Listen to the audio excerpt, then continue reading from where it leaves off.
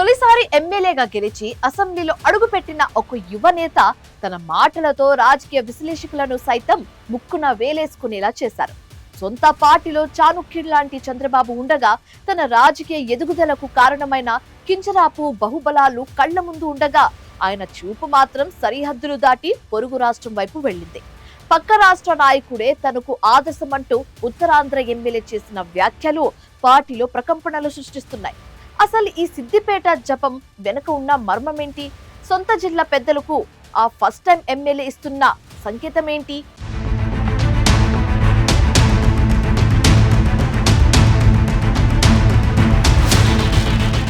First time MLA లోపలేమున్నా బయటికి లౌక్యంగా ఉండాలి. సాధారణంగా ఏ ఎమ్మెల్యే అయినా తమ గెలుపు క్రెడిట్ ను పార్టీ అధినేతకో లేదా తమకు టికెట్ ఇప్పించిన పెద్దలకో ఇస్తారు.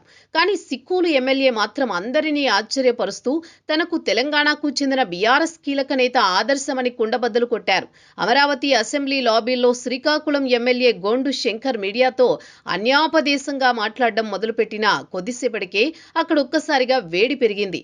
సిద్దిపేటలో హరీష్ రావుకు ఎలాగైతే ఓటమి అనేది లేదో తాను కూడా తన నియోజకవర్గంలో ఎప్పటికీ ఓడిపోని నాయకుడిగా నిలిచిపోతానని వ్యాఖ్యానించి గోండు శంకర్ అందరినీ ఆశ్చర్యపరిచారు. ఎవరినైనా ఆదర్శంగా తీసుకోవచ్చు, కానీ సర్పంచ్ స్థాయి నుంచి ఏకంగా ఎమ్మెల్యేని చేసిన పార్టీ అధినేతకు క్రెడిట్ ఇవ్వకపోవడమే అందరినీ ఆశ్చర్యపరిచింది. సొంత పార్టీలోనే ఎంతో అనుభవం, వ్యూహాత్మక రాజకీయ నైపుణ్యమున్న చంద్రబాబు వంటి నాయకుడుండగా తొలిసారి ఎమ్మెల్యేగా గెలిచిన గోండు శంకర్ ఆ పేరును ఎందుకు ప్రస్తావించలేదు అనేది చర్చనీయాంశమైంది. ఇక్కడ మరో ముఖ్యమైన విషయం ఏంటంటే, గోండు శంకర్ ఆదర్శంగా చెప్పుకుంటున్న హరీష్ రావు ప్రాతినిధ్యం వహిస్తున్న బీఆర్ఎస్ పార్టీకి తెలుగుదేశం పార్టీకి మధ్య ఉన్నది సామాన్యమైన వైరం కాదు.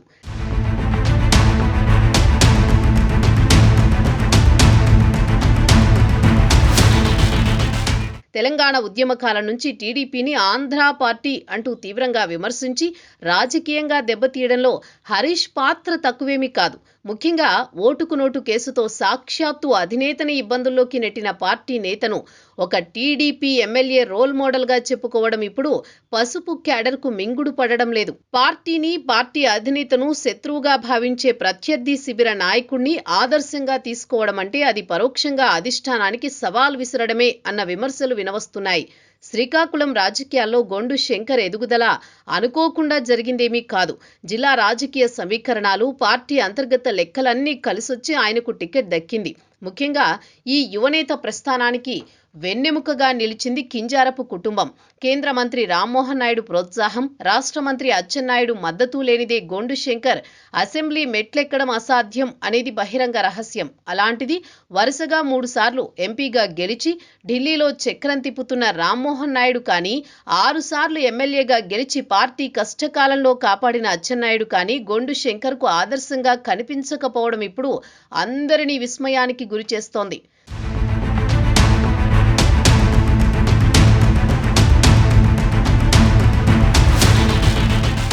శ్రీకాకుళం జిల్లాలోని ఇద్దరు హేమాహేమీలు గెలుపు గుర్రాలు కళ్ల ముందే ఉన్నా వారిని వదిలేసి పొరుగు రాష్ట్ర నేతను పొగడడం వెనుక పరోక్షంగా కింజారపు ఫ్యామిలీకి చురకలు అంటించడమే అన్న విమర్శలు బలంగా వినిపిస్తున్నాయి. కింజారపు కోటలో ఉంటూ కింజారపు నీడలో ఎదిగి ఇప్పుడు వారిని కాదని వేరే మార్గాన్ని వెతుక్కుంటున్నారా?